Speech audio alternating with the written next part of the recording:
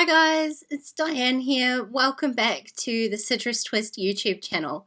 I've got a layout for you today using the September scrapbook add-on kit and one of the digital files from the shop.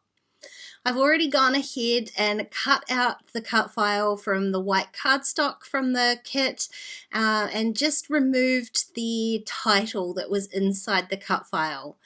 Now I am going through some of the pattern papers, trying to decide what I'm going to back the cut file with, and I decided to cut out the same sized circle from this lovely sage green cardstock and then layer the cut file with the wood grain paper at the back and tuck my photo into the cut file.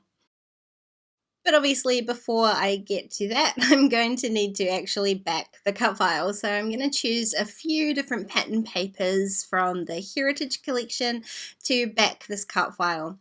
So what I do, one of the ways I back a cut file is just to flip over the pattern paper onto the side that I don't want to use, and then flip the cut file as well. That's very important that they both upside down, and then go ahead and trace around the area that you want to back with a pencil, and then you can just fussy cut that out with a pair of scissors, just sticking slightly within the pencil lines that you've drawn. So if you draw around the outside of the shape that you use, then cut inside those pencil lines, and if you draw around the inside of the shape, then you'll need to cut outside of those lines.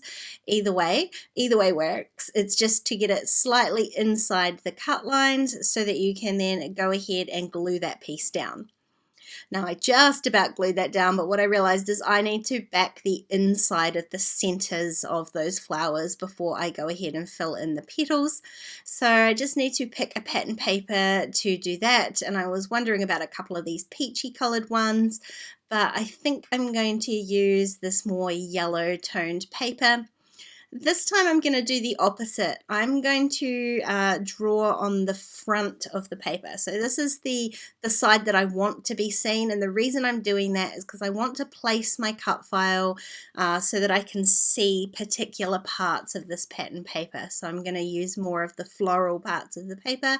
So this time I'm drawing on the right side of the paper, then cutting outside of those lines and then just erasing my pencil marks. Then I can go ahead and glue that onto the cut file, and I'm just using a fine liner bottle with some liquid adhesive. Just the fine liner bottle definitely makes it easier to get the glue where you want it to go. Then I just have to work out which part of my cut file goes where, and then I can glue the main petals down. You can see I didn't have to cut out all the individual petals. I can just cut that as one big piece. Glue that down, and that is my first flower all backed. It hardly took any time at all, and now I just have to do the other two flowers from the cut file. So I did those exactly the same, and now all I've got left to do is fill in the leaves. And I'm not quite sure what color to do that. There isn't really a green pattern in here, and I wondered about maybe navy blue, but they will just stand out a little bit too much. So in the end, I'm going to use the circle of that same sagey green cardstock that I cut out for my main piece, and I'm going to repeat the exact same process again. I'm flipping over my cut file, drawing the little pencil marks so I can cut out the leaf shape. Then I'll go ahead and fussy cut that and glue that onto the back of my cut file.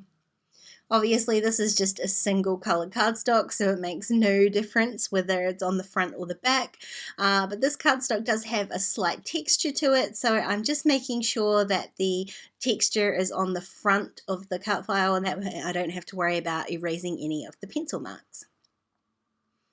So that fits nicely. I can go ahead and do the same thing, adding my adhesive, gluing that down, and then carrying on and filling in all the other little leaf shapes on the cut file.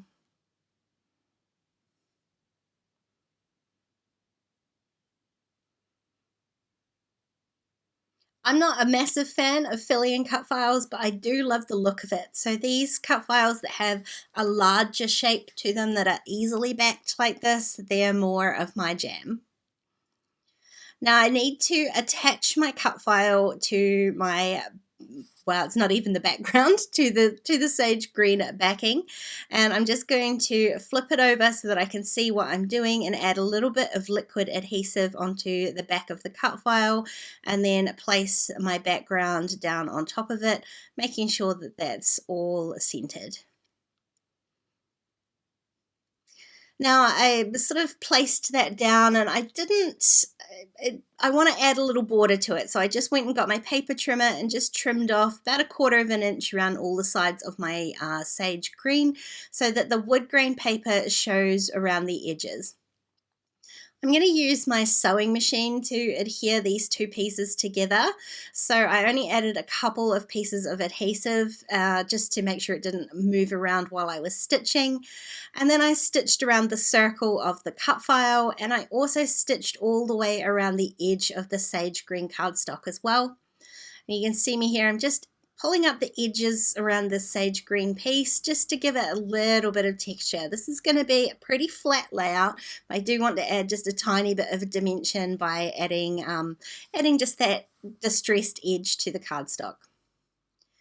Now I'm pretty much ready to go ahead and quickly put this layout together now. So I just want to back my photo with a little bit of vellum from my stash just to help define it a little bit against the wood grain.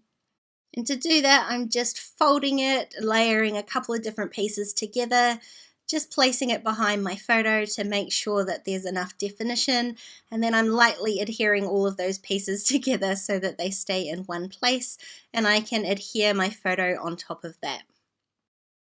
I can just add a little bit of adhesive to that whole stack, slip it in behind my cut file flowers, and adhere that to the background. I'm adding my photo so that it's not quite straight, it's just a little bit off kilter, and then I'm going to do the same thing I did around the outside of the sage paper and add a little bit of texture by distressing the edges of the vellum.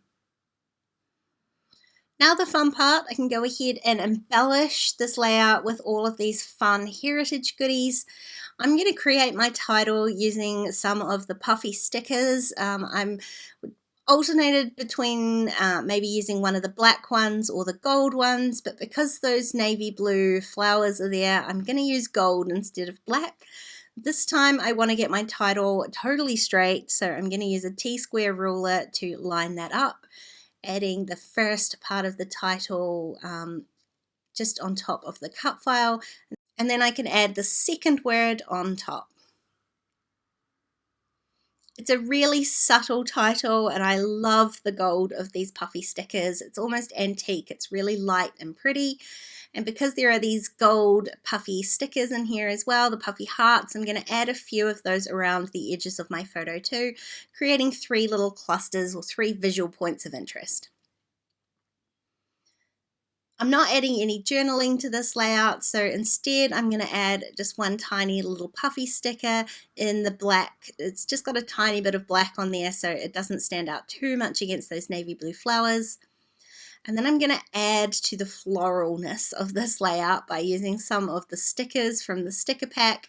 There's really pretty navy blue leaves in here, so I'm just going to tuck those in and around the cut file.